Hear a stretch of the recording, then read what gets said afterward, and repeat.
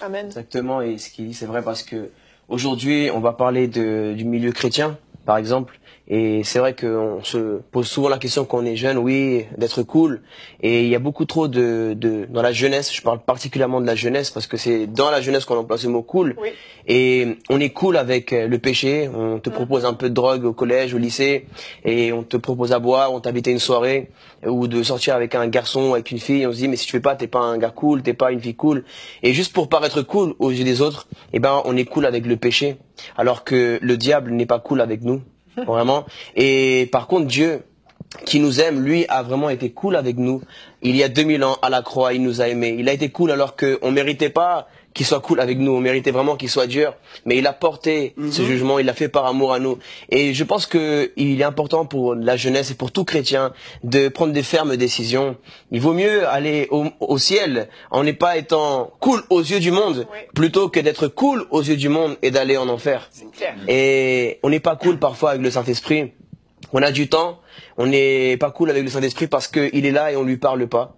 Alors, je sais pas si toi, Yveline, si tu es avec une amie et tu lui parles pas, toi t'es là toute la journée, elle est là, elle t'accompagne partout, mais toi tu lui parles pas, t'es pas cool.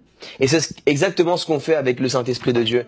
Toute la journée, on est occupé à faire tellement de choses pour être cool avec l'ami, être cool avec le petit copain, la petite copine, mais en fin de compte, on n'est pas cool avec Dieu et c'est pas cool ce qu'on lui fait. Donc on met tellement de péchés, on attriste le Saint-Esprit. Alors aussi, on voit cette réalité. Je parle d'évangélisation parce que forcément, je suis obligé, je peux pas arriver quelque part et pas parler des âmes.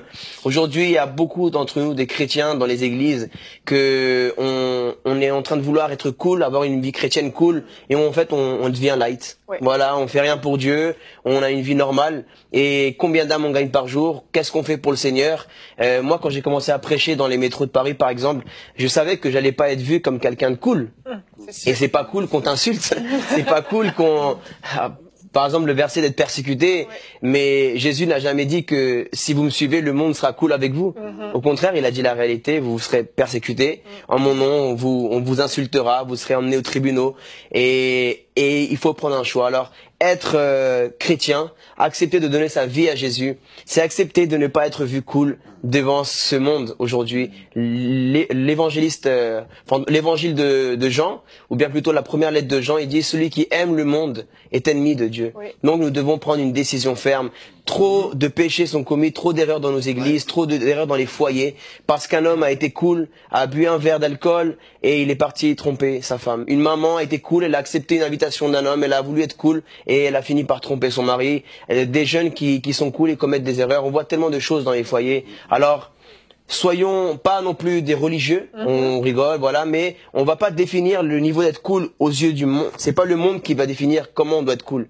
C'est nous qui devons, par le Saint-Esprit, par la connaissance de la parole et de la sainteté, voilà. Amen. Faire les choses bien. C'est vrai. À la gloire de Dieu.